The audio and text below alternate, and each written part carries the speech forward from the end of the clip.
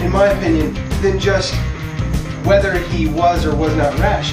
This is somebody who could be president. Right. And do you really think she's qualified to be president? I think she has a lot of good experience and qualified to be president. A lot. I would say she has 8 years. You'd say she has 2 years of good experience of one of the least populous states.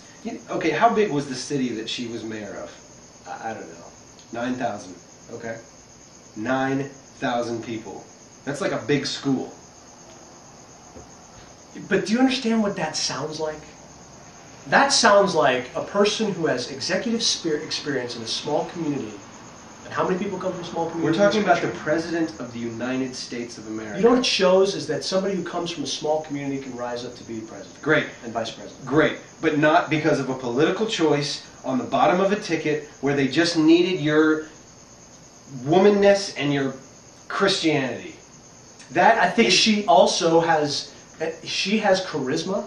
She has the ability to go on the offense and to defend her positions with authority. She's very articulate. She has a lot of... And how much foreign policy experience does she have? She has a... Well, let's talk about foreign policy experience.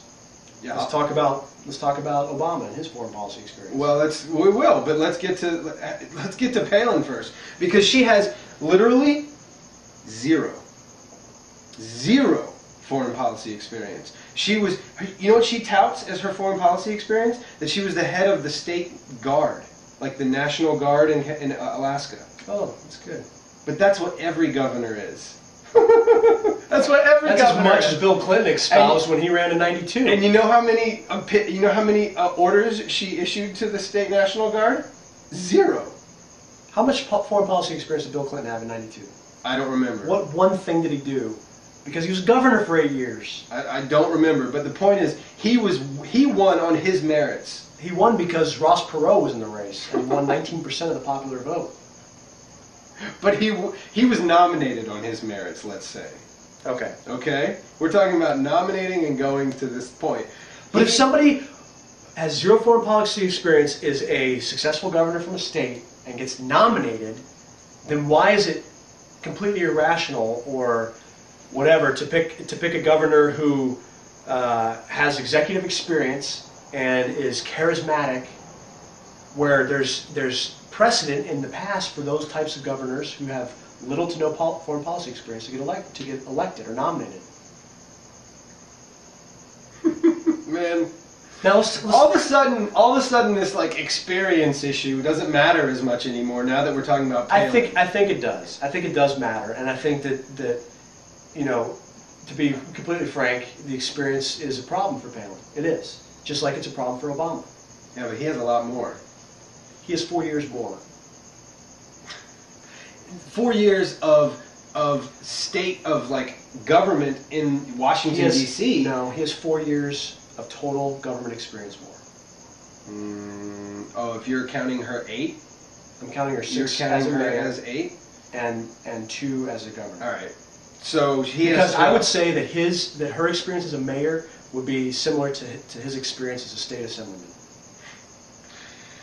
As a mayor of 9,000 people. She had executive experience. Dude. Barack Obama voted president 130 times. He didn't vote yes or no in the state assembly. Just shy of 130 times. Okay. So he shows up and he does not take a position. Sometimes you do that as a politician. Sometimes, in fact, a lot you do that as a politician. I think legislators can afford to do that, maybe.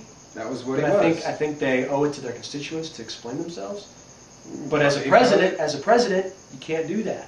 Mm-hmm. You gotta choose sides. You gotta say yes or no. Mm-hmm. And he's been choosing sides ever since. And he's been making his case. And, you know, so 4 more years of, that's pretty considerable when you've lived for 40 years. He's now 47 and she's 44. So that's 12 years versus 8. So basically, so if she was 47, she'd have 11 years experience. Because she'd be governor for another 3 years. If she had been continuing, okay. But the point is that her experience is not, first of all, it's in Alaska, okay? and that so few people live in Alaska, and it's like a whole nother world over there.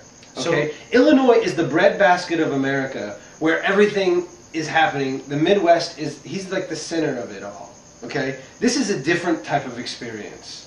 So you're telling me that it's like a whole other world in Alaska, and so therefore her governorship of this other world, as you say, which maybe from a certain perspective could then be jumped and linked to maybe another country a little bit. What? So maybe she had executive experience of this other world. She had executive experience in Canada, large territory. Mm-hmm. I'm not talking about Canada. Basically, that's the other country that you could link it to. No, what I'm saying is this whole other world, because it's geographically separated. She's kind of out there on her own. I would argue that that is even more of a reason why that experience as governor is important. Dude. You're like preaching. Illinois is like in the central. You got states all around it. You get lost in the mess. You have to, you know. All right, we need to move on to this subject because I can't believe you're defending Palin's experience. It's like Look, I told you that I think Palin's experience is a problem, just like Barack Obama's experience is a problem. I think that you can compare the two because one has exclusively legislative experience, and one has exclusive executive. Let's talk about McCain's executive experience. If we're going to say that executive is so much better. Let's talk about McCain's executive experience. Zero. Oh, I disagree.